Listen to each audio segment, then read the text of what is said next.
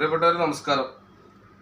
നമ്മൾ താഴേക്കോട് യൂണിറ്റ് കേരള വ്യാപാരി വ്യവസായി ഏകോപന സമിതിയുടെ ആഭിമുഖ്യത്തിൽ 4 പതിറ്റാണ്ടിൻ്റെ ചരിത്ര പുസ്തകം ഞങ്ങൾ പുറത്തിറക്കുകയാണ്. ഇതോടനുബന്ധിച്ച് വിവിധ തുറകളിലുള്ള താഴേക്കോടുമായി എല്ലാ സ്പന്ദനങ്ങളും കൃത്യമായി അറിയപ്പെടുന്ന പല ജാതി മതഭേദമന്യേ അതുപോലെ തന്നെ പൊതുരംഗത്ത് പ്രവർത്തിക്കുന്നവരെ മറ്റ് ആളുകളെയൊക്കെ ഞങ്ങൾ ചരിത്ര പുസ്തകത്തിലേക്ക് ആശംസ അറിയിച്ചുകൊണ്ടുള്ള ചരിത്ര താളുകളിലേക്ക് ഞങ്ങൾ ആളുകളെ എടുത്തുകൊണ്ടും അതുപോലെ തന്നെ അവർക്ക് പറയാനുള്ളത് പറഞ്ഞ് നമ്മുടെ ചരിത്ര പുസ്തകത്തിൽ എഴുതപ്പെടാൻ പോവുകയാണ്. ഏതായാലും ഒരുപാട് കാര്യങ്ങൾ ഇതിനു മുമ്പ് ഞങ്ങൾ ചെയ്തിട്ടുണ്ട്. അതിൻ്റെ ഭാഗമായിട്ട് താഴേക്കോട് യൂണിറ്റ് ചരിത്ര പുസ്തകത്തിലേക്ക് താഴേക്കോടിൻ്റെ ചരിത്രം കൃത്യമായി A to Z പറയാൻ കെൽപ്പുള്ള ചരിത്രത്തിൽ തങ്കലിപികളാൽ എഴുതപ്പെടാൻ പോകുന്ന ചരിത്രത്തിലാണ് ഇന്ന് ഞങ്ങളെ അതുമായി ബന്ധപ്പെട്ടിട്ടുള്ള ഒരാളെയാണ് ഇന്ന് പരിചയപ്പെടുത്തുന്നത്.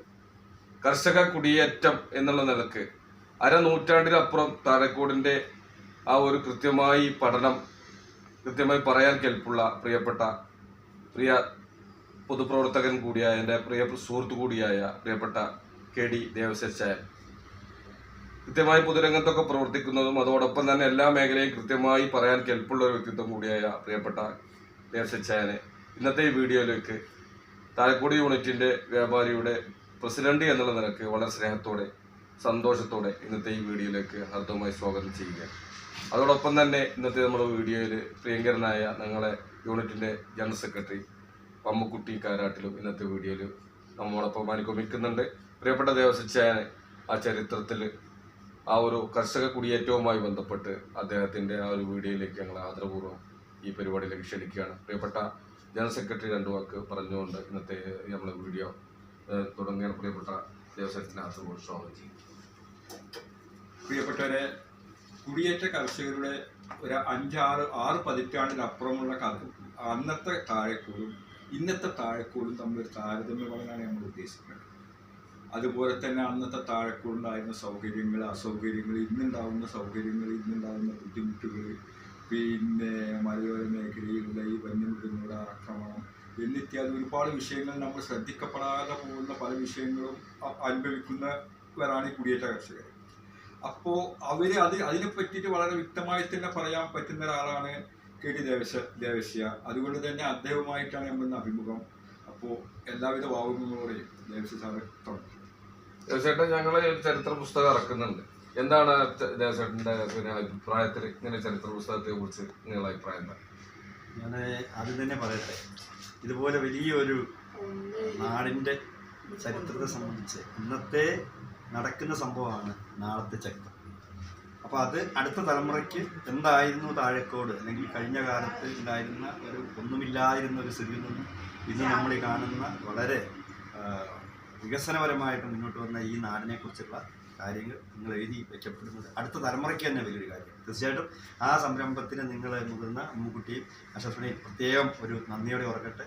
ഒപ്പം തന്നെ ഈ ഒരു കുടിയേറ്റ മേഖലയുടെ കാര്യങ്ങൾ നിങ്ങളോടുകൂടി സംവദിക്കുന്നതിന് വേണ്ടി എന്നെ ക്ഷണിച്ചതിൽ അതിന് വലിയ നന്ദി പറയട്ടെ. പിന്നെ ഇതിൻ്റെ ചരിത്രം പറയുമ്പോൾ ഏകദേശം ഞങ്ങളുടെ ഈ ക്രൈസ്തവരാണ് ഏറ്റവും കൂടുതൽ കുടിയേറ്റം എന്ന നിലയിൽ വന്നിട്ടുള്ളത്. മറ്റുള്ള വളരെ ചുരുങ്ങിയ ആളുകളുള്ളൂ. അപ്പോൾ നമ്മളിത് വന്നിരിക്കുന്നത് തെക്കനാണ്. ഞങ്ങൾ കോട്ടയം ബേസ് ചെയ്തിട്ടാണ് കൂടുതൽ ആളുകളുള്ളത്. വന്നത് ഏകദേശം 65 വർഷമായി. 64, 65 പലരും പല ഘട്ടങ്ങളായിട്ടാണ് വന്നത്. ആദ്യം നമ്മൾ തുടങ്ങുന്നത് 60-65 ഇടയിലാണ്. ഞാൻ വന്നത്, ഞാൻ ഇവിടെ വരുന്ന 65-ലാണ്. എനിക്ക് 3 വയസ്സുള്ളപ്പോൾ വന്നതാണ്. അപ്പൊ നമുക്ക് തന്നെ 62-63 വയസ്സായി. പിന്നെ ആ കാലഘട്ടത്തിൽ 5 വീട്ടുകാരാണ് ഇവിടെ ആദ്യം വന്നിട്ടുള്ളത്. 5 പേര്. ഇന്നത് 160 കുടുംബമുണ്ട്. ഈ 5 പേരെന്ന് പറയാൻ പറ്റും. 5 പേരില് അത് എൻ്റെ ചെറുപ്പത്തിലുള്ളതാണ്. അതിലൊരു 3 വീട്ടുകാർ ഇപ്പൊ തന്നെ ഇവിടെ തെക്കേക്കര ഒരു കുടുംബം ഉണ്ടായിരുന്നു. പിന്നെ ഒരു വടക്കേമുറി, അവരൊക്കെ ഇവിടെ തന്നെ ഉണ്ട്. അവരൊക്കെ മരിച്ചു. തെക്കേക്കര എന്ന് പറഞ്ഞാൽ നിങ്ങൾ അറിയും, നമ്മുടെ ആന്റണി, പോലീസ് ആന്റണി വല്യച്ഛൻ ആണ് ഒരു കുടുംബം. പിന്നെ ഒന്ന് അറിയും, മാട്രക്കലുണ്ട് ഒരു ആന്റണി കപ്പ്യാർ പറമ്പിലൊരു കുടുംബമുണ്ട്. ഫസ്റ്റിൽ വന്നതിൽ പെട്ടതാണ്. പിന്നെ ഒരു വേറൊരു ടീം ഇവിടെ വന്നിട്ട് ഇവിടെ നിന്ന് പോയവരുണ്ട് 2 വീട്ടുകാർ. പിന്നീട് ഒരു 1-2 ഫാമിലികളെ വീട്ടുപേരൊന്നും ഓർക്കുന്നുണ്ടോ? ഇവരെ ഒന്ന് കപ്പ്യാർ പറമ്പിലാണ്, ഒന്ന് അത് മാട്രക്കലാണ്. മലയിലുള്ള തെക്കേക്കര, പിന്നെ വടക്കേ മുറി. ഇത്ര പോയവർ എനിക്ക് അത്ര ഒരിക്കലും എന്തോ പറഞ്ഞിട്ട് വീട്ടുകാരാണ്. 3 വീട്ടുകാരെ അതവരെ നമ്മളോട് ചെറിയ നമുക്കൊരു ബന്ധമുള്ളവരും മക്കളൊക്കെ ഇവിടെ താമസമുണ്ട്. അവരെല്ലാരും ആരും പോയിട്ടില്ല. അവരില് പിന്നീട് വന്നവർ 1-2 പേര് പോയെങ്കിലും ഭൂരിഭാഗം ഇവിടെ തന്നെ. അതിന്റെ പ്രത്യേകത കഴിഞ്ഞാൽ ഈ നാട്ടിൽ വന്നവർക്ക് ആർക്കും ഇവിടുന്ന് പോകാൻ കഴിയില്ല. എന്ന് പറഞ്ഞാൽ അത്ര ഒരു സൗഹൃദമായ ലോകം, സൗഹൃദാന്തരീക്ഷം ഭയങ്കര. അതായത് ഇവിടെ നമ്മൾ പുറത്ത് നിൽക്കുമ്പോൾ എന്താണ് മലപ്പുറത്തെ കുറിച്ച് പറയാ, അതിന് എപ്പോഴും ഇവിടെ മുസ്ലിംസാണ്, മെജോറിറ്റിയാണ്, അതിന് എന്ത് നമ്മൾക്ക് ന്യൂനപക്ഷമാണ്. പക്ഷെ ഞങ്ങൾ ഇന്ന് അഭിമാനത്തോടെ എവിടെ ചെന്നാലും പറയുന്നത് ഞങ്ങളെ സംബന്ധിച്ച് ഞങ്ങളെ സ്വീകരിച്ചവർ അവരാണ്. ഇന്ന് വരെയും അങ്ങോട്ടൊന്ന് മാറി നിൽക്കുന്ന കൂടി ഒരു സമൂഹത്തിൽ ഞങ്ങളെ ഏത് ആളും കൂടിയാലും ഞങ്ങൾ ചെറുപ്പക്കാർ കൂടുമ്പോൾ ഞാൻ പിന്നെ ഒരു പൊതുപ്രവർത്തനത്തിൽ ഇങ്ങനെ മതപരമായി മാത്രമല്ല ഒരു പൊതുപ്രവർത്തനം ഉള്ളതുകൊണ്ട് പ്രത്യേകിച്ച് കുറച്ച് രാഷ്ട്രീയമൊക്കെ ഉണ്ട്. ഇന്ന് വരെയും നമുക്ക് ഇന്ന് ഒരു ഭാഗത്തിൽ മാറ്റി നിർത്താൻ കഴിയാത്തത്ര സൗഹൃദം ഉണ്ട്. എൻ്റെ അയൽവാസികൾ മുഴുവനും എൻ്റെ ഏറ്റവും അടുത്ത സുഹൃത്തുക്കൾ മുഴുവനും ഈ പറഞ്ഞ മറ്റ് ഇതിൽപ്പെട്ടവരാണ്. പക്ഷെ അവരൊക്കെ എന്നെ എന്താ പറയാ ഞങ്ങളുടെ ബന്ധുക്കൾ കാണുന്നതിനേക്കാൾ സ്നേഹത്തോടെ കാണുന്നത്. അത് എൻ്റെ മാത്രം അനുഭവം അല്ലത്, സർവ്വരും. അതായത് മതപരമായ ഒരു ശ്രദ്ധ ഇവിടെ ഒരു കാരണവശാലും ഇല്ല. നമുക്ക് 100% പറയാം. ഞാൻ കേട്ടിട്ടില്ല അങ്ങനെ സംഭവം. അത് ഏറ്റവും ആധികാരിക പറയാനുള്ള അർഹത നിങ്ങൾക്ക് തന്നെയാണ്.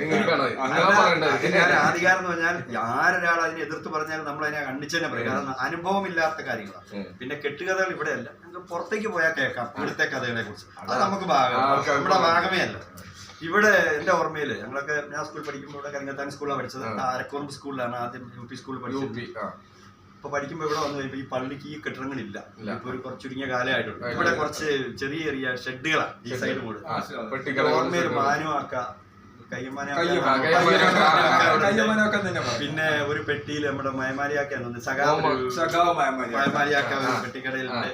ഒരു അവള പണ്ട് ഇവിടെ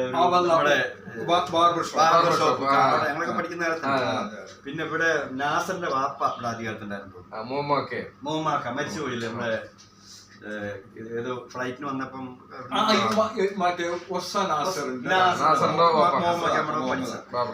അന്നത്തെ ഓർമ്മയിൽ ഇവിടുത്തെ ടൗൺ എന്ന് പറഞ്ഞ ഇതാ.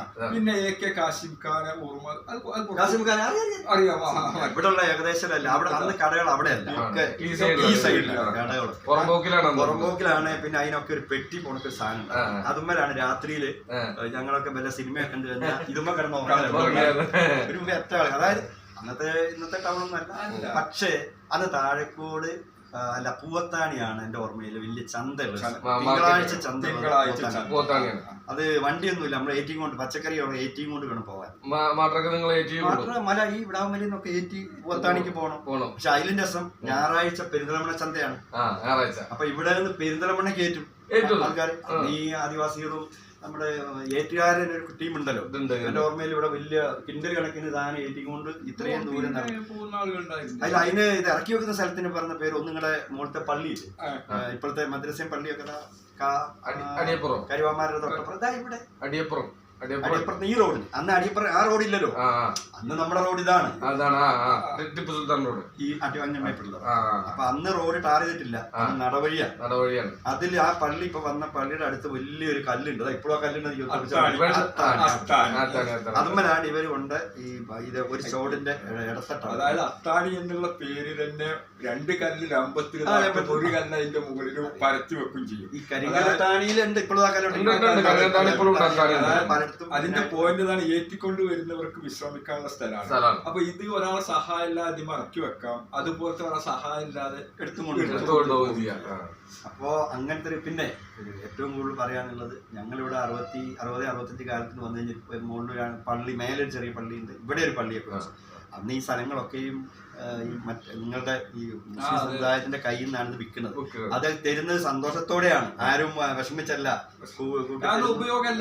കിടക്കുന്ന സ്ഥലങ്ങൾ. ഞങ്ങൾ വരുമ്പം പൂളകൃഷിയില്ല, റബ്ബറില്ല, കുറച്ച് തെങ്ങുണ്ടാവും വീടിന്റെ പടിക്കൽ. ഓരോരുത്തരുടെ വീടിന്റെ പടിക്ക് മുഴുവൻ തെങ്ങില്ല, കുറച്ച് കരിമ്പനുണ്ട്. അതൊക്കെ അന്ന് കരിമ്പന അവിടെ ഇവിടെയൊക്കെ നിൽക്കുന്നത്, വെറുതെ ഭൂമി കിടക്കുന്നത്. എന്തൊക്കെ പറഞ്ഞാൽ ഈ ക്രൈസ്തവ സമൂഹം, ഈ കുടിയേറ്റ കർഷകർ വന്നിട്ടാണ് മറ്റുള്ളവർക്ക് ഇതൊരു പ്രചോദനമാണ്. കൃഷി ആക്കാം, റബ്ബർ വെക്കാം എന്നൊക്കെ അവർ കാണും. പിന്നെ അവരൊക്കെ ഒരുപാട് ഉപകാരം ഇങ്ങോട്ട് ചെയ്തു കൊടുത്തിട്ടുണ്ടാവും. എങ്ങനെ വെക്കണം അതൊക്കെ കാണിച്ചു കൊടുത്ത് കൃഷി. അല്ല, റബ്ബർ ശരിക്ക് റബ്ബർ കൊണ്ടുവന്ന നിങ്ങൾ തന്നെയാണ് 100%. കപ്പ കൃഷിയൊക്കെ കൊണ്ടുവന്നു. പിന്നെ അന്നത്തെ പ്രധാന ഭക്ഷണം ഞാൻ ഓർമ്മയിൽ എടുത്ത് പറയാനാണ് തെറ്റെടുത്തിട്ടുണ്ട്. അന്ന് വാട്ടക്കപ്പ വാട്ടിയിട്ട് സൂക്ഷിച്ചു കൊടുക്കും. എന്നിട്ട് അത് ഞാൻ ഒന്നിൽ കൂടുതൽ പ്രാവശ്യം ഞാൻ അത് കഴിച്ചിട്ടുണ്ട് ചെറുപ്പത്തിൽ. അന്ന് എൻ്റെ ഉപ്പാക്ക് കുരുമുളക് സഖാവ് വാപ്പുജിയുടെ തോട്ടം പാട്ടത്തിനെത്തി. അപ്പൊ അവിടെ പോകുമ്പോ അവിടെ ഇവരെ ഭക്ഷണം കിട്ടും. എങ്ങനെയാണെന്നറിയോ, തലമുറിഞ്ഞ മല ഉണക്കമത്തി ഉണ്ടല്ലോ, അതിന്റെ കറിയും വാട്ടക്കപ്പിയും അതിന്റെ രുചി ഇന്ന് എന്റെ നാവിലുണ്ട്. എന്നിട്ട് രസം കേൾക്കണം. ഞാൻ എന്നിട്ട് ഇപ്പൊ അടുത്ത കാലത്ത് ഒരു 5 കിലോ വാട്ടക്കപ്പ കടക്കടന്ന് കൊണ്ടുപോയി വീട്ടിൽ കൊണ്ടുപോയി. ഇവരുക്കുണ്ടെന്ന് നോക്കാൻ അറിയണോ? നമ്മളെ തങ്കച്ചിന്റെ ഭാര്യയോട് വന്നപ്പോ ഇങ്ങോട്ട് കൊണ്ടുപോകാൻ ഞാൻ വെച്ച് തരാം. വാട്ടക്കപ്പ തലേദിവസം വെള്ളത്തിലിടണം, രാവിലെ അത് കുതിർത്ത് ഒടിച്ചിട്ടാണ് വീണ്ടും തിളപ്പിക്കുക. ഈ മറ്റൊരു വലിയ രസകരമായ കാര്യം, നമ്മുടെ വരുമ്പോ ഈ പച്ചക്കറികളൊക്കെ ഇല്ലല്ലോ. ഒരു വീട്ടിൽ അന്ന് പച്ചക്കറി അല്ല, നിങ്ങളൊക്കെ വേറെ അന്ന് കോഴി എന്ന് പറഞ്ഞാൽ ഇന്നത്തെ മാതിരി ഡെയിലി കോഴിയില്ല. വല്ല കാലത്ത് വിരുന്നുകാർ വരുമ്പോഴാണ് ഒരു പിടിക്കുന്നത്. അത് വളരെ കഷ്ടപ്പെട്ട രീതിയാണ്. എന്റെ ഓർമ്മയിലൊക്കെ അന്ന് ഞങ്ങൾക്ക് ഒരുപാട് പാടുപെട്ടു. കാരണം അരി കിട്ടാൻ ബുദ്ധിമുട്ടാണ്. ഈ പൂളയിലാണ്. പൂള എല്ലാ കാലത്തും ഉണ്ട്. കർക്കിടപ്പൂള ഉണ്ടാവും, മകരപ്പൂള ഉണ്ടാവും. അത് 2 സീസണിൽ എന്തെങ്കിലും വെച്ച് കഴിഞ്ഞാൽ ഒന്ന് തീരുമ്പോഴേക്കും അടുത്ത ആവുമല്ലോ. അപ്പൊ പ്രധാന ഭക്ഷണം എന്ന് പറഞ്ഞാൽ പൂളയാണ്. രാവിലെയും വൈകുന്നേരം, അല്ലെ ചക്ക. അപ്പൊ അവിടെ പ്ലാവൊക്കെ ഉണ്ടാവും. പക്ഷെ ഈ പച്ചക്കറി എന്നുള്ള സാധനം വന്നത് ക്രിസ്ത്യൻ ഇവിടെ ഈ കുടിയേറ്റക്കാർ വന്നതോടുകൂടി പച്ചക്കറി മൊത്തത്തിൽ വിൽപ്പനയ്ക്ക് കൃഷി ചെയ്യാൻ തുടങ്ങി.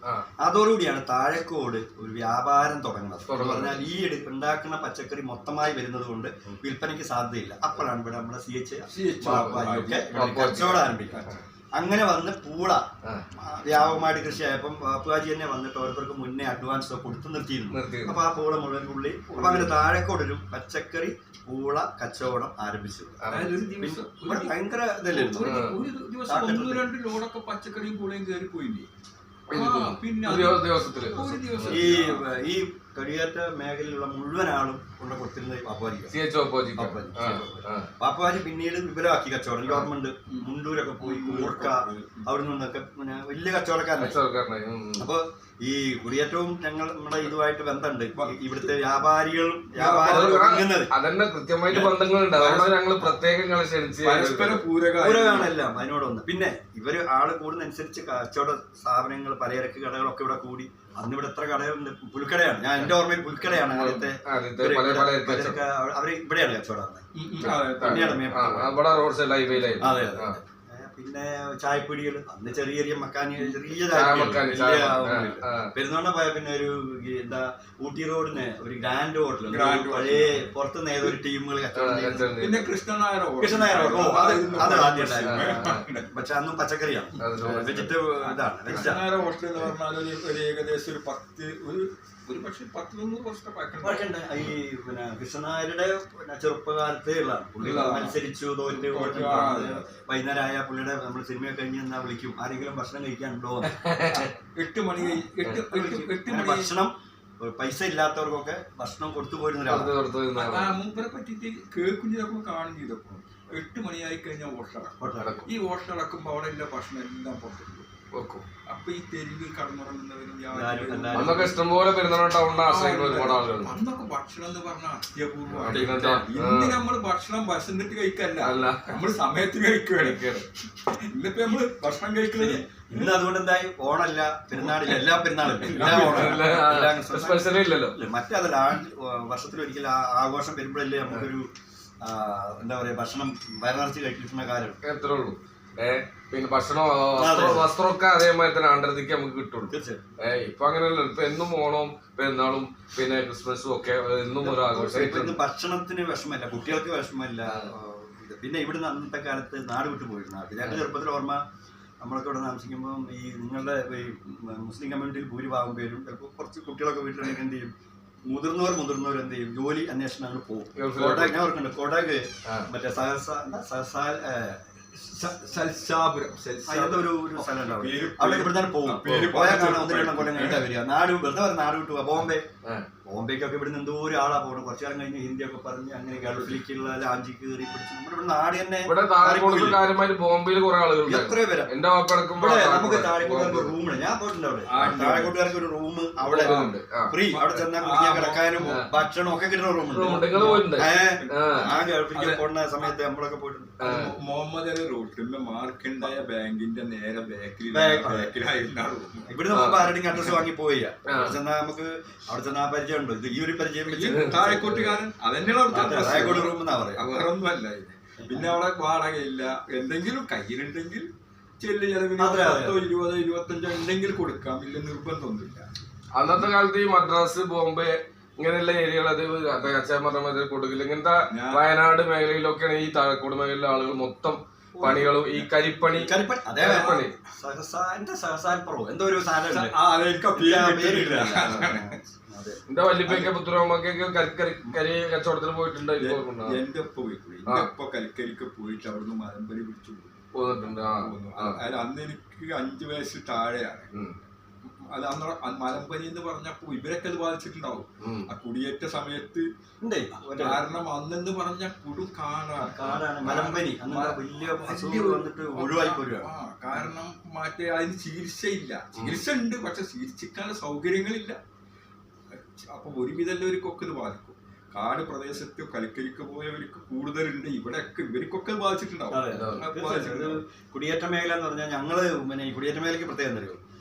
ടൗണ് ഇപ്പം ഞങ്ങൾ അവിടുന്ന് ഈ കോട്ടയം ഭാഗത്ത് നിന്ന് പോകുന്ന ഒരു ഭൂരിഭാഗവും പഴയ ഉണ്ടായിരുന്ന ഏരിയ ഒക്കെ വികസിച്ച് റോഡും സൗകര്യം ആയി കഴിഞ്ഞപ്പം സ്ഥലം പോരാ. നമ്മുടെ മുമ്പിൽ എന്തേ ഉള്ളൂ? ഇവർക്കൊക്കെ കൃഷി ചെയ്യണം, കർഷകരാണ്, കൃഷിയിലെ ആദായമുള്ളൂ, വേറൊരു ഇതിനെ കുറിച്ച് ചിന്തിക്കണില്ല. അപ്പൊ കൂടുതൽ സ്ഥലം തേടിയാണ് ഈ പോരുന്നത്. അപ്പം ഞങ്ങളന്ന് കളിയാക്കി പറയും, നമ്മുടെ ആൾക്കാരൊക്കെ എന്ത് ചെയ്യും? നാട് നന്നായ വണ്ടി വിട്ടു അപ്പൊ മല കയറി. അപ്പൊ ഞങ്ങളുടെ കുടിയേറ്റ മേഖല നോക്കിയാൽ എല്ലാം മലക്കേ ഉണ്ടാവുള്ളൂ.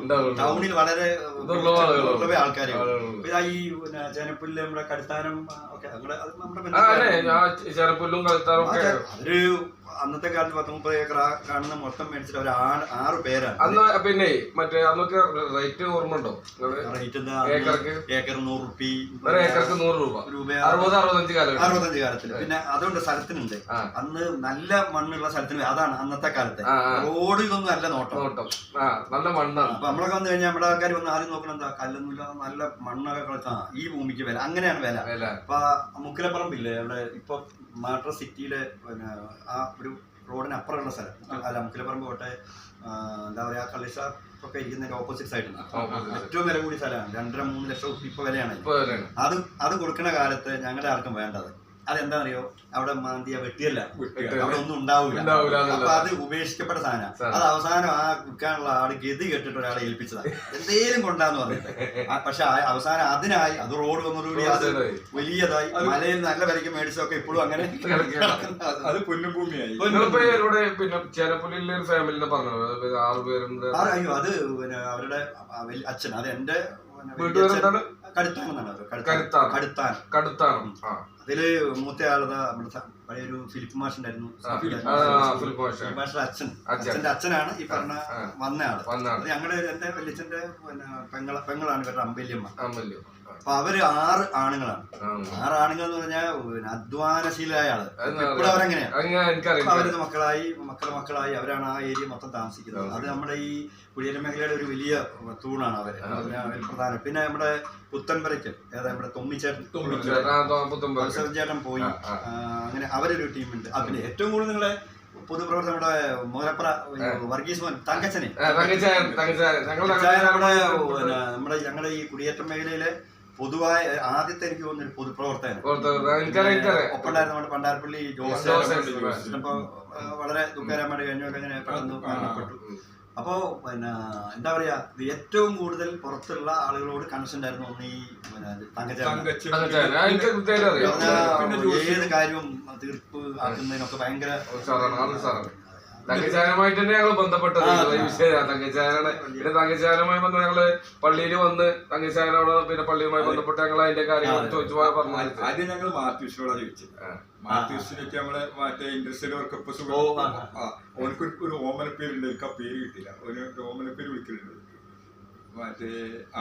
അപ്പൊ അവനോട് ചോദിച്ചാൽ തങ്കച്ചോട് സംസാരിച്ചാണ്. അപ്പൊ തങ്കച്ചനോട് സംസാരിച്ചു. തങ്കച്ചൻ ദേവസ്വനോട് പറഞ്ഞു നമ്മളെ ഈ പള്ളി സ്റ്റാർട്ട് ചെയ്യണ നിങ്ങളെ പള്ളി എന്താ സെന്റ് സെബാസ്റ്റ്യൻ ചർച്ച് വെള്ളപ്പാറ. ഇത് തുടങ്ങുന്നത് 1977 തുടങ്ങുന്നത് 74 പക്ഷെ ഇത് പള്ളിയായി ഒരു നമ്മുടെ മഹൽ എന്നൊക്കെ പറയും ഇടവകയാണ്. 77 ഒരു അച്ഛൻ ഇവിടെ ആദ്യമായിട്ട് 77. അതിന് മുമ്പുള്ള പള്ളി മുകളില് വിടാവുമല മുകളിൽ ഇപ്പോഴും ഉണ്ട് അവിടെ ചെറിയ. അവിടെ ഉള്ളത് ആ ഏരിയയിലുള്ള ആൾക്കാരും ഇവിടെ ഈ കടുത്താനം ആൾക്കാരൊക്കെ പാടെ ഇവിടെ വന്നപ്പോ അവരിവിടെ വരണം വെച്ചു. അപ്പൊ പിന്നീട് രണ്ടും കൂടി ഒന്നിച്ചാക്കിയിട്ടാണ് ഇവിടെ 77 ഒരു സ്ഥിര അച്ഛനൊക്കെ വന്ന് അപ്പൊ രണ്ടും എല്ലാരും കൂടി ഒന്നിച്ചു. ഈ ഇടവകയിൽ എത്ര കുടുംബമുണ്ട്? 160 പേര്. 160 കുടുംബം. ഇപ്പൊ അത് ഈ 160 കുടുംബം ശരിക്കും കുടിയേറ്റ കർഷക കുടുംബമാണ് മുഴുവനും. ഇവിടെ ഉള്ള ആരും ഇല്ലല്ലോ, എല്ലാരും വന്നവരാണ്. നിങ്ങളെ ഫാമിലി ഇപ്പൊ കോട്ടയത്ത് ആരെങ്കിലും ഏകദേശം എല്ലാവർക്കും ഉണ്ട്. കോട്ടയം എന്ന് പറഞ്ഞാൽ കോട്ടയം പ്രോപ്പർ അല്ല, ചങ്ങനാശ്ശേരി ചിലര് അങ്ങനെ അതിന്റെ ഓരോ ഏരിയ. ഏത് ഭാഗത്തു നിന്നൊക്കെ വന്ന ആളുകളുണ്ട് ഏകദേശം? ഇവിടെ ഇപ്പൊ വന്നത് തൃക്കുടിത്താനം ഈ ചങ്ങനാശ്ശേരി തന്നെ, ചങ്ങനാശ്ശേരിയുടെ പ്രാന്ത പ്രദേശങ്ങളാണ്. ആ ഏരിയ എന്നാണ് ഏറ്റവും കൂടുതൽ. പിന്നെ പാലായിന്ന് കുറച്ചുകൂടെ, പാലാക്കാൻ കുറച്ചുള്ളൂ. ഭൂരിഭാഗം പേര് ചങ്ങനാശ്ശേരി. പാലായുണ്ട്. പിന്നെ അതിനടുത്ത് പിന്നെ എന്താ പറയാ കൂത്രപ്പള്ളി, വാഴ, അങ്ങനെയൊക്കെ നമ്മുടെ ഈ ഏരിയ പറഞ്ഞ കരിങ്ങളത്താണി എന്നൊക്കെ പറഞ്ഞുള്ള അടുത്തടുത്ത് ഈ കോട്ടയം ജില്ല തന്നെയാണ്. ഒക്കെ കോട്ടയം അല്ലെങ്കിൽ പത്തനംതിട്ടയുടെ ഒരു ഭാഗം തൊട്ടടുത്ത് അതൊക്കെ അടുത്തടുത്ത് കിടക്കുന്നത്. അപ്പൊ അവിടുന്ന് വന്നവരാണ്. പിന്നെ പ്രത്യേകം വെച്ചാൽ ഒരാളിന് വന്നാൽ ഇപ്പൊ അഷ്റഫക്ക കൊണ്ട് വന്നു ഒരെന്തേക്ക് പോയി, അപ്പൊ തിരിച്ചു വരുമ്പോ എന്താ പറയാ, തിരക്കിടില്ല കേട്ടോ, അടുത്ത ആളോട് നീ പോയിട്ട് അങ്ങനെ ഉണ്ട്. അങ്ങനെ നമ്മുടെ ഇത് വരുന്ന പിന്നാലെ ഓരോരുത്തർ പരിചയപ്പെട്ട് വരുന്ന വന്നു. പക്ഷെ അടുത്ത കാലത്തൊന്നും ഇപ്പൊ പുതിയ തെങ്ങിട്ടില്ലല്ലോ. എല്ലാരും എല്ലാരും ഇപ്പൊ വളരെ വികസിച്ചു, ജോലികളെല്ലായി. പിന്നെ ഈ വിദ്യാഭ്യാസത്തിന് ഏറ്റവും കൂടുതൽ എനിക്ക് തോന്നുന്നത് ഇവിടെ ഉള്ള ആളുകളെ, പണ്ട് ഞാനൊക്കെ വരുമ്പോ എന്റെ ഓർമ്മയില് സഹവാപ്പാജിയുടെ ഉമ്മർ, സഹവാപ്പ ഞങ്ങളെ ഉണ്ടായി മാറ്റൊക്കെ താമസിച്ചിട്ടുണ്ട്. ഉമ്മർ, അവരുടെ അലി, പിന്നെ മുസ്തഫ, അവരെല്ലാരും ഉണ്ട്. ഇപ്പൊ ഇവരെ ഞങ്ങൾ ഒന്നിച്ച സ്കൂളിൽ പോകുന്നു. ഇനി അതിനൊക്കെ രസം, അന്നത്തെ മത സൗഹാർദ്ദത്തിന്റെ കാര്യം പറഞ്ഞപ്പോ ഞങ്ങള് എന്റെ വല്യച്ഛൻ വരുമ്പോ വീട് വാങ്ങുമ്പോ വലിയച്ഛന്റെ പേര് ദേവസ്യ, എന്റെ പേര് തന്നെ കുട്ടപ്പൻ ചേട്ടൻ എന്നാണ് വിളിച്ചിരുന്നത്. എന്റെ വല്യച്ഛൻ. അപ്പൊ വല്യച്ഛൻ വന്ന് വാങ്ങുന്നത് നമ്മുടെ കുളച്ചാലി അംസാക്കാന്റെ സ്ഥലമാണ് വാങ്ങുന്നത്. കുളച്ചാലി അംസാക്കാൻ എന്ന് പറഞ്ഞാൽ ഇപ്പൊ മരിച്ചു, ബാപ്പട്ടിയാക്കാരൊക്കെ KC ബാപ്പട്ടിയാക്കാരുടെ അപ്പൊ അതാണ് ഞങ്ങളുടെ പറമ്പ്. അപ്പൊ വാങ്ങുമ്പോ എന്താന്ന് ചോദിച്ചു കഴിഞ്ഞാൽ ഇവർക്ക് മറ്റ് ഒരു സ്ഥലത്തിൽ വീട് വെക്കാൻ തുടങ്ങിയിട്ടേ ഉള്ളൂ, വീട് ആയിട്ടില്ല, പോകാൻ പറ്റുന്നില്ല. ഞങ്ങൾക്കാണെങ്കിൽ വന്നിട്ട് വേറെ താമസത്തിന്റെ ഒരു സൗകര്യം ഇല്ല. അപ്പൊ ഈ ചേനപ്പുല്ല് ഞങ്ങളുടെ മറ്റേ വല്യപ്പന്റെ പെങ്ങളുടെ അവിടെ കുറച്ച് നിന്നു. മുകളിൽ പോയിട്ട് വേറെ തെക്കേക്കര ഇവിടെ ഈ പോലീസിന്റെ പറഞ്ഞ അവരുടെ വീട്ടിൽ ഞങ്ങൾ നിൽക്കണം, അവിടെയും കുറച്ച് ദിവസം നിന്നു. പിന്നെ നോക്കുമ്പോ ബുദ്ധിമുട്ട് അപ്പൊ പറഞ്ഞ പിന്നെ ഞങ്ങള് വീട്ടിലേക്ക് വരട്ടെ വെച്ചു. അങ്ങനെ 6 മാസം 10-12 പേരുള്ള അംസാക്കാന്റെ കുടുംബവും 7-8 പേരുള്ള ഞങ്ങളുടെ കുടുംബവും ഒരു വീട്ടിലാണ്. എന്നും പറഞ്ഞാൽ ഞങ്ങൾ അവര് അരിക്കുട്ടിയും അവരൊക്കെ ഉണ്ട്, പാപ്പിയൊക്കെ കണ്ട അപ്പ ചിരിച്ചു വരും. ഒരു വീട്ടില് ഒരേ വീട്ടില് ചെറിയൊരു വീടാണ്. അന്നത്തെ ഒരു മേലെ ഒരു 2ാം നില മാതിരി ഉണ്ടല്ലോ, എന്നിട്ട് അതിന്റെ മീതെ കയറി ഒരു റൂമായി കോണിയൊക്കെ വെച്ച് അവിടെ അതും താഴെ 2 റൂമേ ഉള്ളൂ. ഇതിലാ ഞങ്ങൾ എല്ലാരും 2 ഫാമിലി ആരാണ്. ഒന്ന് ഞങ്ങളുടെ ടീം, ഒന്ന് അംസാക്കാന്റെ വീട്. രാവിലെ ഞാനും ഈ ആലിക്കുട്ടി എന്ന് പറഞ്ഞ ആളും ആലിക്കുട്ടി ഒന്നിച്ചാ സ്കൂളിൽ പോവാ. അതിപ്പോ പറഞ്ഞാൽ ആർക്കും മനസ്സിലാവും. അല്ല, അത് സൗഹാർദ്ദം എന്ന് പറഞ്ഞാൽ സൗഹൃദ അന്തരീക്ഷത്തിൽ നിങ്ങൾ ഈ കാലം വരെയും ഈ 10-60 വർഷം വരെ ഇവിടെ സൗഹൃദ അന്തരീക്ഷത്തിൽ കഴിയാൻ അത് നിങ്ങൾ എന്തായാലും നമുക്ക് എടുത്തു പറയേണ്ട ഒരു പിന്നെ ഫാമിലിയും അതുപോലെ തന്നെ ഒരു മതക്കാരോട്. കാരണം കൃത്യമായി തന്നെ അത് എല്ലാ മേഖലയിലും നിങ്ങൾ എത്താറുണ്ട്. കാരണം ഒരു മിങ്കിൾ ചെയ്തിട്ട് തന്നെ, പിന്നെ പ്രത്യേകിച്ച് മുസ്ലിം സമുദായം, ക്രിസ്ത്യൻ സമുദായം വളരെ സാഹോദര്യം, ഹിന്ദു സമുദായക്ക് സാഹോദര്യത്തോടെ കഴിയുന്ന ഒരു മേഖല എന്നുള്ളതാണ്. കാരണം വന്നിട്ട് ഒരു പിന്നെ അകൽച്ചയും ഒരു അസ്വാരസ്യവും ഇല്ലാതെ ഈ കാലം വരെയും ഇതുവരെ ജീവിച്ചതും ഇനിയും ഒരുപാട് കാലം ഇതുപോലെ തന്നെ ജീവിക്കട്ടെ എന്ന് ആത്മാർത്ഥമായി ഇപ്പൊ നമ്മള് കൃഷി നിങ്ങൾ വന്നു, പിന്നെ പഠനത്തിൽ വിദ്യാഭ്യാസത്തിലൊക്കെ മാതൃക പോണൊക്കെ കണ്ടിരുന്നു. ഇപ്പൊ നമ്മളെ ഒക്കെ പഠിച്ചു പോകുമ്പോൾ എന്ത് ചെയ്യും, തൊട്ടടുത്തുള്ള പഠിക്കണ്ട എന്ന് പറഞ്ഞൊരു നിങ്ങളിതില് ആ പെൺകുട്ടികളൊക്കെ ഇന്ന് ഫുള്ള് പഠിച്ചു. പണ്ട് 10ാം ക്ലാസ് പാസ്സാകണ്ട ഗൾഫിലേക്ക് പോകാന്ന് പറഞ്ഞ പാപ്പമാർ ഇപ്പൊ എന്താ പറയാ, പഠിത്തം കഴിഞ്ഞിട്ടുണ്ട്. ഞാൻ പറഞ്ഞു അപ്പം എല്ലാവരും കണ്ട്. അത് തീർച്ചയായിട്ടും പറയാം. മലബാർ മേഖലയിൽ വിദ്യാഭ്യാസ കാര്യത്തിൽ വഴികാട്ടികൾ ഈ കുടിയേറി വന്ന ക്രിസ്ത്യൻ മതക്കാരാണ്. അത് കൃത്യമായിട്ടും അല്ല, നമുക്ക് നമ്മളെ പിന്നെ വിദ്യാലയങ്ങളില് അന്നത്തെ മാഷന്മാരും അന്നത്തെ എല്ലാരും ഇനിയിപ്പോ ഞാൻ എന്റെ കഥ പറയാം. ഞാൻ വിദ്യാഭ്യാസം നേടിയിട്ടില്ല. ഞങ്ങള് 4ാം ക്ലാസ്സാണ്. പറഞ്ഞ വിശ്വസിക്കൂല. എന്നെ വിദ്യാഭ്യാസത്തിന്റെ ബാലപാഠം പഠിപ്പിച്ചത് മാത്യമാഷ്. അതായത് മാത്യമാഷ് ഇവിടെ വരുന്ന സമയത്ത് ഞാൻ 4ാം ക്ലാസ് കഴിഞ്ഞിട്ട് ഇവിടെ അങ്ങാടിയിൽ പച്ചക്കറി കച്ചവടം നടത്തുക. അപ്പൊ അന്ന് 9 വയസ്സ് 10 വയസ്സായ ഒരു പയ്യനാണല്ലോ. അപ്പോ ഇവര് വന്ന് പച്ചക്കറി എന്റെ അടുത്ത് വിളിക്കാം. അപ്പൊ എന്നെ കാണും ഇവര് കൽപ്പിതാണ്. കാരണം ഇങ്ങനത്തെ പയ്യൻ മറ്റേ പച്ചക്കറി കച്ചവടം നടക്കും. അപ്പൊ എന്നോട് പറഞ്ഞു, നീ എന്റെ സ്കൂളിലേക്ക് വരത്തു. മാത്യമാഷ് പ്രത്യേക ശൈലി സംസാരമാണല്ലോ. കാഴ്ചക്ക് ഭയങ്കര പരിക്കറാണ് തോന്നുന്നത്. സോഫ്റ്റ് ആണ്. അത്ര നല്ലൊരു മനുഷ്യനാണ്. അപ്പൊ മൂപ്പര് കണക്ക് ക്ലാസ്സിൽ വന്നൂടെ, കണക്ക് സ്കോളർഷിപ്പ് എന്താണെങ്കിൽ എന്നെ സംഘടിപ്പിച്ചു തരാം.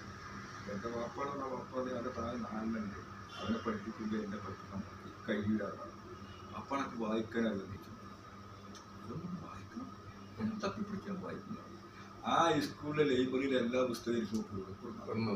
എന്നെ വായനയുടെ ലോകത്തേക്ക് കൈപിടിച്ച് കയറ്റിയത് മൂപ്പരാണ്. 10 വയസ്സിലെ സമയത്ത്. ഇന്നെനിക്ക് കുറച്ചൊക്കെ അഹങ്കാരത്തോട് കൂടെ പറയാം, കേരളത്തിൽ മലയാളത്തിന് ഒരുവിധ പുസ്തകമൊക്കെ ഞാൻ വായിച്ചിട്ടുണ്ട്. ചരിത്രം വായിച്ചിട്ടുണ്ട്. അത് ബന്ധപ്പെടുമ്പോ മനസ്സിലാവും. പിന്നെ ഫാമിലിയിൽ പാതിരിമാർ അങ്ങനെ ആരെങ്കിലും ആയിട്ട് പോയിട്ടുണ്ട്? ഫാമിലിന്നല്ല, നമ്മളീ പറഞ്ഞ ഉണ്ടല്ലേ. ഈ കടുത്താനത്ത് തന്നെ 2-3 സിസ്റ്റർമാരുണ്ട്. അച്ഛനുണ്ട്. പിന്നെ ചേന്നമ്പറമ്പ് നിങ്ങൾ അറിയായിരിക്കും, ഇവിടെ ജോയി ചേട്ടനൊക്കെ പറഞ്ഞ ഒരാളുണ്ട്. ചേന്നമ്പറമ്പ് അവരുടെ വീട്ടിൽ നിന്ന് 2 കുട്ടികളുണ്ട്. 2 പേരുണ്ട്. പിന്നെ ഈ പുളിമൂട്ടില് ആ ദേവസ്വം ചേട്ടനൊക്കെ വയറിങ് അവരുടെ ഇതിൽപ്പെട്ട താഴെ ഒരു പുളിമൂട്ടിൽ ജോസിയേട്ടൻ അവരുടെ ഒരു അച്ഛനുണ്ട്. പിന്നെ ആ വയറിങ് ദേവസ്വേട്ടന്റെ അനിയൻ അച്ഛനാണ്. അങ്ങനെ 6-7 അച്ഛന്മാര്. പിന്നെ നമ്മുടെ ഈ കുഞ്ഞാപ്പിടി ചേട്ടനല്ലേ, അനിയൻ ഒരു അച്ഛനുണ്ട്. പിന്നെ കണ്ടത്തിൽ എന്ന് വേണ്ട ഒരു വീട്ടുകാരൻ, നമ്മുടെ നാട്ടുകാരാണ്. കണ്ടത്തിൽ എന്താ പറയാ, ജോസേട്ടൻ എന്നൊക്കെ പറഞ്ഞിട്ടുണ്ടായിരുന്നു. അത് പറഞ്ഞപ്പോഴാണ് ഓർക്കുന്നത്, നമ്മുടെ ആദ്യകാലത്തുള്ള ഒരു ആശുപത്രി നമ്മുടെ സെന്റ് മേരീസ് ഹോസ്പിറ്റൽ. അതൊരു അച്ഛന്റെ ഞങ്ങളൊരു ഫിലിപ്പ് ചെയ്യാൻ നാട്ടിൽ ഈ ഇടവക ഈ മഹൽ തുടങ്ങുന്ന സമയത്തെ അച്ഛനായിരുന്നു. അദ്ദേഹത്തിന്റെ ഒരു ഇതിൽ വന്നാണ് അത്. ഇങ്ങനെ അതെന്തായാലും ഏറ്റവും കൂടുതൽ ഉപകാരം ഈ നാട്ടിൽ തന്നെ കിട്ടിയിട്ടുണ്ട്. പിന്നെ സെന്റ് മേരീസ് ഹോസ്പിറ്റലിലുണ്ട് ഒരുപാട് ഗുണം. സിസ്റ്റർമാരും കണ്ടമാരും ഞങ്ങൾ ചെറിയ എണ്ണ ഉള്ളെങ്കിലും മറ്റ് ഇടകളെ അപേക്ഷിച്ച് ഇവിടെ എണ്ണം അച്ഛന്മാരും സിസ്റ്റേഴ്സും ഓരോ ഇപ്പൊ പുതിയ പഠിക്കുന്നുണ്ട്. കോളുതറ നമ്മുടെ മാട്രക്കിലാണ്. ആ ജോണൊക്കെ അറിയാമായിരിക്കും. അവിടെ ജോൺ എന്നൊക്കെ പറഞ്ഞുകൊണ്ട് തോമസ്, നമ്മുടെ വക്കച്ചൻ പണ്ട് ഇവിടെ ഒരു ഇവിടെ പറയാം ഇൻഡസ്ട്രി നടത്തി.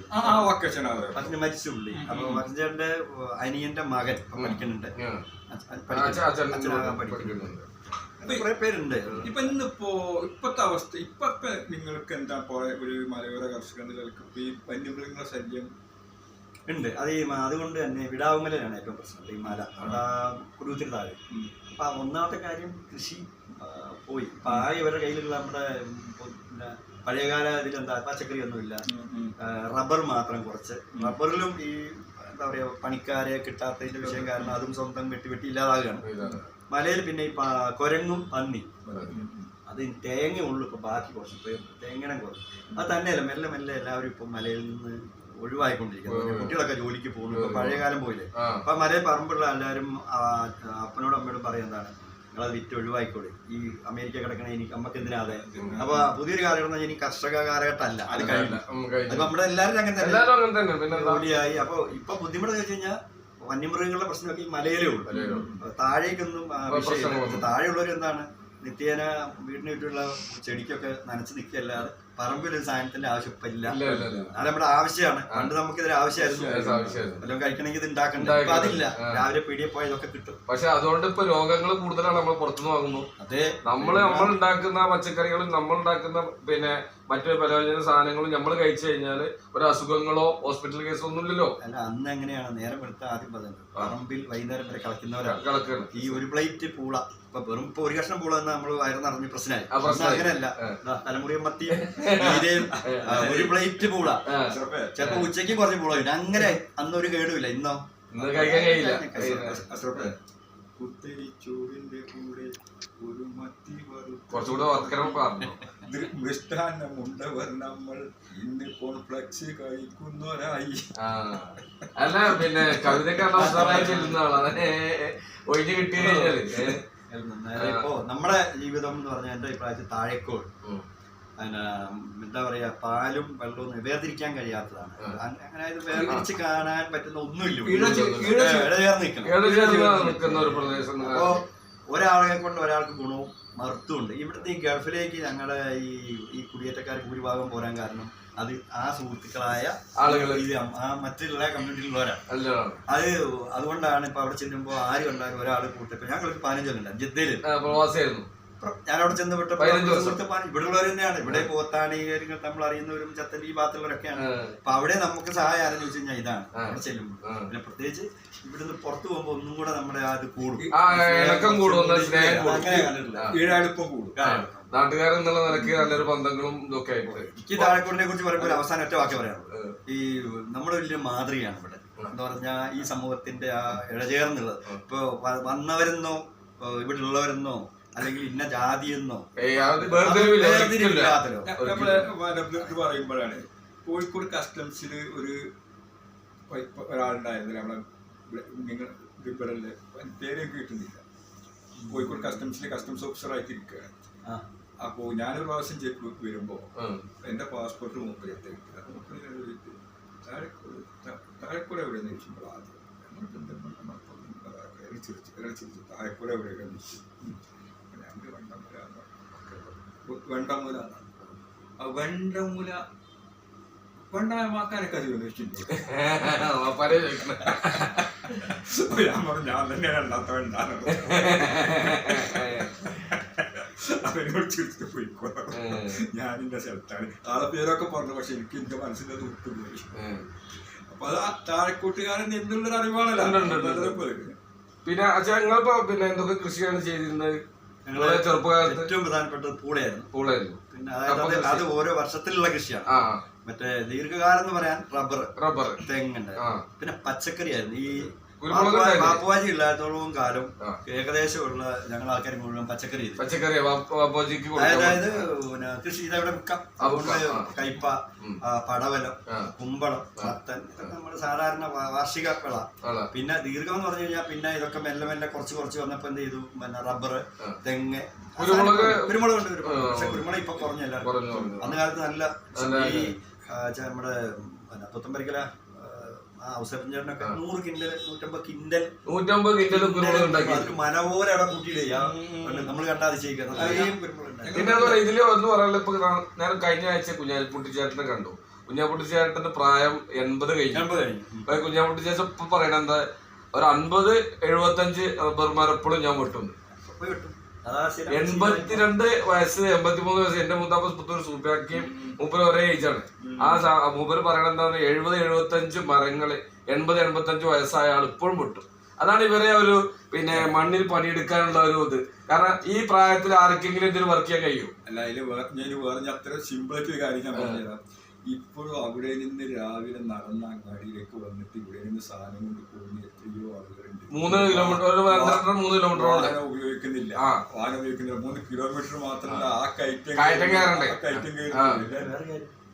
ഈ 75 ഞാൻ 76-ലാണ് കരിങ്കത്താനി തീരുന്നത്. ഞങ്ങളുടെ ഓർമ്മയിൽ അന്നാണ് ഈ റോഡ് തുടങ്ങുന്നേ ഉള്ളൂ. കരിങ്കത്താനി വെട്ടത്തൂർ റോഡ് ഉണ്ടാക്കുന്നേ ഉള്ളൂ. അതിന് വരുന്ന ലോറിയല്ല ഞങ്ങള് ഒരു വണ്ടി കണ്ടിട്ട് കയറി പോകണം. 5 കിലോമീറ്റർ നടക്കുകയാണ്. എന്നിട്ട് നടന്നിട്ട് എന്ത് ചെയ്യും, അതിലെ കുറുക്ക് കയറാൻ ഞങ്ങൾ ഇതിലെ വരും. ഇങ്ങനെ താഴെ അല്ല നിങ്ങള് യു പി സ്കൂൾ എവിടെ പൂത്തണ്ടി അല്ല മാട്ര അന്ന് യു പി അത് 75 കൊല്ലായിരുന്നു. 75 വർഷമായി മാട്ര സ്കൂള്. അവിടെയാണ് 7ാം ക്ലാസ് വരെ. അത് കഴിഞ്ഞാൽ ഞങ്ങൾ ഒരു 10-20 പേര് കൂടി ഇങ്ങനെ ജാഥ പോലെ പോരില്ലേ സ്കൂളിലേക്ക്, നടക്കാൻ 5 കിലോമീറ്റർ. അപ്പൊ തിരിച്ചു പോരുമ്പോ എന്താ ഇവിടുത്തെ സൗഹൃദം വെച്ചിട്ട് ഞങ്ങൾ ഇതിലേ നടക്കും. അന്ന് ഈ വണ്ടിയുടെ പുറത്തെ നമ്പറൊക്കെ നോക്കിയിട്ട് ഇരുന്നുണ്ടല്ലോ, ഒറ്റ അതിലൊരാളുണ്ടായിരുന്നു നമ്മുടെ ഇയാള് കുഞ്ഞായും പോയി കുന്നത്തൊടി നിങ്ങളറിയാലോ പോയി മേലോട്ട് പോയി. ഓനെ ഈ എല്ലാരും കൂടി ഇങ്ങനെ നടന്നു വരും. അതില് ആ കമ്പം കൂടി ഞങ്ങൾ ഇതിലെ വരും, ഇതിലെ കയറിയിട്ട് വെള്ളപ്പാറ വഴി നടന്നു. അങ്ങനെ അത്ര കാലം നടക്കുകയായിരുന്നു. പിന്നെ പുല്ല് ഞങ്ങളെ ഈ പിന്നെ കുടിയേറ്റക്കാരൊക്കെ പുല്ലിനടുത്തോളം പുല്ലാരെങ്കിലും അന്ന് ഈ പശു കൃഷിയുണ്ട്, അല്ല കറവുണ്ട്. ഒപ്പം തന്നെ ഇവിടെ സൊസൈറ്റി ഒക്കെ വന്നു. അതൊക്കെ മാത്യു മാഷ ഈ നമ്മുടെ തങ്കച്ചാനൊക്കെ പാടെ ഇതാണ് ആ പാൽ സൊസൈറ്റിയൊക്കെ അന്നൊരു പാല് വിൽപ്പനയ്ക്ക്. എന്നിട്ട് ഈ ആൾക്കാരും വേണ്ടി കൊടുകുത്തിമാരി രാവിലെ കയറിയല്ലേ. ഞങ്ങളൊക്കെ സ്കൂളിൽ പോകുമ്പോൾ രാവിലെ പോയി ഒരു പുല്ല് അരിഞ്ഞിട്ടിട്ടാ സ്കൂളിൽ പോവാം, ഈ മല കയറിയിട്ട്. അല്ല നിങ്ങൾക്ക് പശുക്കളൊക്കെ ഉണ്ടായിരുന്നു? ഞാൻ തന്നെ വളർത്തിയിട്ടുണ്ട്. എന്റെ അച്ഛൻ കഴിഞ്ഞ് ഞാൻ ഒരു 2-3 പശുവിനെയൊക്കെ ഞാൻ വളർത്തിയിട്ടുണ്ട്. നമ്മളെ ഈ അന്ന് ഞാൻ ഈ സൊസൈറ്റിയിലെ സെക്രട്ടറി ഒക്കെ അത് വളർത്തിയിട്ടുണ്ട്. പിന്നെ കുട്ടികളൊക്കെ അവരൊക്കെ പഠിച്ചു പോയി കഴിഞ്ഞപ്പോഴാണ് നമ്മളൊക്കെ വന്ന് നിർത്തിയത്. അല്ലെ നമ്മളെ കുട്ടികളൊക്കെ പിന്നെ കുട്ടികളൊക്കെ എങ്ങനെയാണ്? എന്റെ 2 മക്കളും ഡോക്ടർമാരാണ്. ഒരാള് ഗൈനക്കോളജിസ്റ്റ് ആണ്, കോട്ടയം കാരിത്താസിലുണ്ട്. കോട്ടയത്ത് മകൻ മഞ്ചേരി മെഡിക്കൽ കോളേജിലുണ്ട്, സർജനാണ്. അപ്പൊ 2 ഡോക്ടേഴ്സാണ്. മരുമകൾ ഡോക്ടറാണ്, അത് മഞ്ചേരി മലബാറിലെ ഇതാണ് ഫിസിക്കൽ കെയറിന്റെ PG കഴിഞ്ഞ. അപ്പൊ പിന്നെ അല്ല നിങ്ങള് പിന്നെ വല്യപ്പനായിട്ടാണ് ഇങ്ങോട്ട് വന്നിട്ടുള്ളത്? വല്യപ്പനായിട്ട്. നിങ്ങള് മൂപ്പര് പേരെന്തായിരുന്നു? കുട്ടപ്പൻ ചേട്ടൻ. കുട്ടപ്പൻ ചേട്ടൻ. ഫാമിലി വീട്ടുപേര് കല്ലറക്കൽ കുട്ടപ്പൻ ചേട്ടൻ. സ്റ്റാർട്ട് 65 കാലത്ത് വന്ന. പിന്നെ നിങ്ങളെ അച്ഛന്റെ പേര്? അച്ഛന്റെ പേര് മത്തായി എന്നാണ്, വിളിക്കണ വക്കച്ചൻ. നിങ്ങൾ എത്ര മക്കളാ? ഞങ്ങള് 4 മക്കള്. ഞാനും 2 അനിയന്മാരും ഒരു പെങ്ങളും. അനിയൻ ഇവിടെ തന്നെ ഉണ്ട്. 2 അനിയന്മാരുണ്ട്. പെങ്ങളെ 4 അപ്പൊ ഏതായാലും പിന്നെ ഇന്നത്തെ ചർച്ചയിൽ നമുക്ക് ആ കർഷക കുടിയേറ്റം എന്നുള്ള നിലക്ക് കൃത്യമായി നമ്മളെ ദേവസേട്ടൻ ഒരു സുഹൃത്ത് എന്നുള്ള നിലക്ക്, ഒരു പൊതുപ്രവർത്തകൻ എന്നുള്ള നിലക്കും കൃത്യമായി കാലങ്ങളായി നമ്മൾ അദ്ദേഹത്തോട് നിരന്തരമായി ബന്ധമുള്ള ഒരു വ്യക്തിയാണ്. അപ്പൊ ആ ഒരു നമ്മളൊരു ആവശ്യം ഉന്നയിച്ചപ്പോൾ തന്നെ കൃത്യമായി ഇന്നത്തെ ഈ ഒരു വീഡിയോയില് നമ്മളെ ഈ കാര്യങ്ങൾ ചർച്ച ചെയ്യാന് പിന്നെ എത്തിച്ചേർന്നതിന് യൂണിറ്റ് കേരള വ്യാപാരി വ്യവസായ ഏകോപന സമിതിയുടെ താഴെക്കോട് യൂണിറ്റ് എന്നുള്ള നിലക്ക് കൃത്യമായ നന്ദിയും കടപ്പാടും അറിയിക്കുകയാണ്. ഞങ്ങളെ യൂണിറ്റിന്റെ കൃത്യമായി തന്നെ ഞങ്ങളൊരു 10 വർഷത്തോളമായി കൃത്യമായി റിലീഫ് കിറ്റ് വിതരണവും മറ്റ് ജീവകാരുണ്യ പ്രവർത്തനങ്ങളും ഒക്കെ സജീവമായി കൊണ്ടുനടക്കുക. അതോടൊപ്പം തന്നെ കൃത്യമായി രാഷ്ട്രീയ സാമൂഹ്യ സാംസ്കാരിക രംഗത്തെ ആളുകളൊക്കെ നമ്മളെ പരിപാടികളിലൊക്കെ പങ്കെടുപ്പിച്ചുകൊണ്ട് അവരൊക്കെ പങ്കെടുത്തുകൊണ്ടും എല്ലാം ഉൾക്കൊള്ളുന്ന ഒരു പിന്നെ വ്യാപാര സമൂഹമാണ് ഞങ്ങൾ. അപ്പൊ വെറുതെ രീതിയിൽ ഞങ്ങളെ പിന്നെ ഒരു കുറെ കാലങ്ങളായി 10-12 വർഷത്തോളമായി നമ്മൾ സജീവമായിട്ട് രംഗത്തുണ്ടെങ്കിൽ പോലും ഈ ഒരു ടൈമില് പിന്നെ ബഹുമാന്യ general secretary Mammukka general secretary ആയി വരുന്ന ആ ഒരു കാലത്ത് തന്നെ ഞാൻ എൻ്റെ മനസ്സിൽ നിന്ന് ഉദിച്ചതാണ് നമ്മുടെ ചരിത്ര പുസ്തകം എന്നുള്ളത്. അപ്പൊ അതിന് പറ്റിയ ഒരാളെ നമുക്ക് ഒരു സഹപ്രവർത്തകർ എത്തിപ്പെടുമ്പോഴാണ് നമുക്ക് അതിന് ഊർജ്ജം നൽകുക. അപ്പൊ ഏതായാലും ആ ഒരു ഊർജ്ജത്തിൽ ഉൾക്കൊണ്ടുകൊണ്ട് ഈ ഒരു ചരിത്ര പുസ്തകത്തിലേക്ക് ഞങ്ങൾ പല ആളുകളെയും എല്ലാ മേഖലയിലുള്ള ആളുകളെയൊക്കെ കണ്ടുകൊണ്ട് ചരിത്ര പുസ്തകം ഇറക്കാനുള്ള ഒരു തയ്യാറെടുപ്പ് നടത്തുന്നുണ്ട്. അതുകൊണ്ട് ഞങ്ങൾക്ക് പറയാനുള്ളത് ജാതി മത ഭേദമന്യേ എല്ലാവരും ഞങ്ങളുടെ ഈ ഒരു ചരിത്ര പുസ്തകത്തിൽ പങ്കാളികളാകാനും നിങ്ങൾക്കുള്ള അറിവുകൾ ഞങ്ങൾക്ക് പിന്നെ ഞങ്ങൾ ചില ആളുകളൊക്കെ ചിലപ്പോൾ മറന്നിട്ടും വിട്ടുപോയിട്ടൊക്കെ ഉണ്ടാകാം. പക്ഷെ നിങ്ങൾ ഓർമ്മപ്പെടുത്തി ഇതുപോലുള്ള ആളുകളെ, ഇതുപോലുള്ള ചരിത്രങ്ങൾ, ചരിത്ര കുടിയേറ്റങ്ങൾ മറ്റുള്ളതൊക്കെ അറിയുന്ന ആളുകളൊക്കെ ഓരോ മേഖലയിൽ നിന്ന് ഓരോരുത്തരെ ഞങ്ങളെ പിന്നെ വേറിട്ട് എടുത്തുകൊണ്ട് ചർച്ചകൾക്ക് ക്ഷണിക്കുന്നുണ്ട്. അപ്പൊ ആരെങ്കിലും ഞങ്ങളെ വിട്ടുപോകുന്നുണ്ടെങ്കിൽ ഞങ്ങളെ പ്രിയപ്പെട്ട പ്രസിഡന്റിനെ അല്ലെ എന്നെയോ അതുപോലെ തന്നെ ജനറൽ സെക്രട്ടറിയോ പിന്നെ ഓർമ്മിപ്പിച്ചു കഴിഞ്ഞാൽ നിങ്ങളെ കൂടെ ഈ ചർച്ചയിൽ ഉൾക്കൊള്ളിച്ചുകൊണ്ട് ഈ ചരിത്ര പുസ്തകത്തിൽ നിങ്ങളെ കൂടെയുള്ള കയ്യൊപ്പ് ചാർത്തുന്ന ഒരു ചരിത്രത്തിലേക്ക് നിങ്ങളും ഞങ്ങളോടൊപ്പം ഉണ്ടാവണമെന്ന് കൂടി ഈ സമയത്ത് ഉണർത്തിക്കൊണ്ട് ഞങ്ങൾ വരാൻ പോകുന്ന ഈ ചരിത്ര പുസ്തക പ്രകാശനത്തിൽ സമ്മേളനത്തിൽ ഇവരൊക്കെ ഇന്നത്തെ ഈ ചരിത്രത്തിൽ പിന്നെ ഞങ്ങളോട് സഹകരിച്ച എല്ലാവരെയും അതിൽ ആദരിക്കുകയും അവരെ പിന്നെ അവർക്ക് വേണ്ട മൊമെന്റുകളൊക്കെ നൽകി ആദരിക്കുന്ന ചടങ്ങുകളൊക്കെ ഉണ്ടാവും. അപ്പൊ ഞങ്ങളെ ഒരു ടൈം ഇപ്പോൾ പറയാത്ത എന്താ വെച്ചാൽ കൃത്യമായി ഇനിയും ഒരുപാട് ആളുകളെ കാണേണ്ടതും ജനപ്രതിനിധികളെ അതുപോലെ തന്നെ സാമൂഹ്യ സാംസ്കാരിക രാഷ്ട്രീയ രംഗത്തുള്ളവരൊക്കെ കാണേണ്ടതുണ്ട്. അപ്പൊ കുറെ ആളുകളെ കണ്ടുകൊണ്ട് ഞങ്ങളൊരു ചരിത്രത്തിൽ തുല്യതയില്ലാത്ത സംസ്ഥാന കമ്മിറ്റി പോലും ഇതുവരെ ഇങ്ങനെ ചരിത്ര പുസ്തകത്തെ കുറിച്ച് ചിന്തിക്കുന്ന ഒരു കാലത്തിലേക്ക് പോകുന്ന ഒരു കാലഘട്ടത്തിൽ ഏറ്റവും മുന്നിൽ അതിന് ഞങ്ങൾ മുന്നോട്ട് വരുന്നു എന്നുള്ളത്. ഇതുപോലുള്ള ആളുകൾ പ്രിയപ്പെട്ട നമ്മളെ പിന്നെ ദേവസ്വേട്ടനൊക്കെ പറഞ്ഞു വളരെ സന്തോഷം എന്ന് പറഞ്ഞാൽ ആ സന്തോഷമാണ് ഞങ്ങളുടെ ജീവിതത്തിൽ ഞങ്ങളുടെ കമ്മിറ്റിക്കൊക്കെ വരാനുള്ളത്. നിങ്ങളുടെയൊക്കെ പ്രാർത്ഥനയിൽ നിങ്ങളുടെയൊക്കെ സഹകരണവും എല്ലാം ഞങ്ങൾ പ്രതീക്ഷിക്കുകയാണ്. ഏതായാലും ഇന്നത്തെ ഈ ഒരു വീഡിയോയിൽ വളരെ ഹൃദയപൂർവ്വം സ്നേഹപൂർവ്വം പങ്കെടുത്ത പ്രിയപ്പെട്ട ദേവസ്വേട്ടനെ യൂണിറ്റി കമ്മിറ്റിയുടെ പ്രസിഡന്റ് എന്നുള്ള നിലക്ക് ഹൃദയംഗമായ നന്ദിയും കടപ്പാടും അറിയിക്കുക. ഇന്നത്തെ വീഡിയോ എന്റെ ദേവസ്വേട്ടന് 2 വാക്കും കൂടി പറഞ്ഞു ഞാൻ അവസാനിപ്പിക്കാം. ഞങ്ങളുടെയൊക്കെ ഒരു ചിന്ത എവിടെ ചെന്നാലും സന്തോഷവും അതൊരു ആഘോഷമാക്കണം എന്നാണ്. എന്ന് പറഞ്ഞാൽ എല്ലാവരും കൂടി ചെറുപ്പം മുതലേ അങ്ങനെയാണ്. അപ്പം അതിൻ്റെ ഒരു ഭാഗം നിങ്ങൾ ശ്രദ്ധിച്ചിട്ടുണ്ടാവും. ഇവിടെ പൊതുവെ ഇപ്പോൾ ഭയങ്കര എന്ത് പരിപാടി ഉണ്ടായാലും ആഘോഷങ്ങളുണ്ട്. അതിനും ഒരു മാതൃക ഒരു പക്ഷേ 40-45 കൊല്ലം മുമ്പ് ഈ ക്രിസ്ത്യൻ പള്ളിയിൽ അവിടെ നാടകങ്ങളും കലാപരിപാടികളും അവിടുത്തെ തുടക്കം എനിക്ക് തോന്നുന്നു അവിടെയാണ്. അപ്പോൾ അവിടെ ഈ ഭാഗത്തിലെ എല്ലാ ചെറുപ്പക്കാരും നാട്ടുകാരും ഒക്കെ സ്ത്രീജനങ്ങളും കാണാൻ വരും. അതൊക്കെ കഴിഞ്ഞിട്ടാണ് ഇവിടെ പുറത്തൊക്കെ ഇവിടെ ഇങ്ങനൊക്കെ ആഘോഷം നടത്താം. അന്നൊക്കെ കുറച്ച് മതപരമായ കുറച്ച് റിസ്ട്രിക്ഷൻസ് ഒക്കെ ഉണ്ടായിരുന്നു. അപ്പൊ അതിനെയൊക്കെ മറികടന്ന് നമ്മുടെ നാടിൽ ഒരു ആഘോഷങ്ങൾക്ക് തുടക്കം കൂടി എൻ്റെ ഓർമ്മയിൽ പെട്ടെന്ന് അതാണ് പറഞ്ഞത്. എന്തായാലും അതിനൊക്കെ ഞങ്ങളുടെ കൂടെ നിന്ന ഈ കുടിയേറ്റ മേഖലയിലുള്ളവരെ അകമഴിഞ്ഞ് സഹായിച്ച വ്യാപാരത്തിലൂടെയും എന്താ പറയുക മറ്റ് സാമ്പത്തികമായ സഹായം അത് ഞാൻ വയസ്സിൻ്റെ കൂടുതലുകൊണ്ട് ഓർമ്മക്കുറവുകൊണ്ട് ദിവസവുമുള്ള കാര്യങ്ങൾ പറഞ്ഞു തീർക്കണമെങ്കിൽ ഈ ഒരു 2 GB ഒന്നും പോകും. അപ്പം അതുകൊണ്ട് തന്നെ എൻ്റെ ഇതൊന്ന് വിട്ടുപോയവരൊക്കെ ഉണ്ടാവാം. എങ്കിലും എല്ലാവരോടും ഈ കൂട്ടായ്മ വീണ്ടും ഇങ്ങനെ തന്നെ ആകട്ടെ. ഇതുപോലൊരു സംരംഭം സംഘടിപ്പിച്ച ഈ ഏകോപന സമിതി വ്യവസായ വ്യാപാരി ഏകോപന സമിതി സംഘാടകരോട് എൻ്റെ ഏറ്റവും നല്ല നന്ദി ഈ കുടിയേറ്റ മേഖലയ്ക്ക് വേണ്ടി അവർക്ക് വേണ്ടി രേഖപ്പെടുത്തിക്കൊണ്ട് നന്ദി, നമസ്കാരം.